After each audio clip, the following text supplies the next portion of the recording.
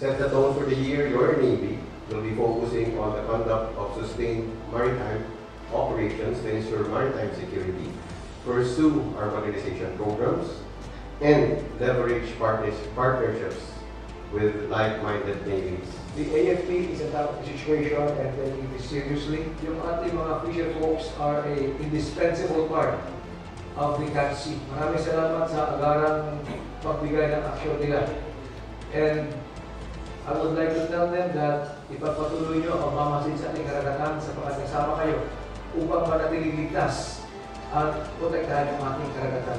We take pride that our actions are within the bounds of domestic and international law. We will keep performing our mandate. We will not be deterred. What we can say, sir, is that the security sector is united. We maintain that the Armed Forces of the Philippines is united. We are professional and we are loyal to the Constitution and to the flag. We have been trying to tweak our organization to the contemporary new challenges. But what is important is that we are able to detect and we are able to deter this attack.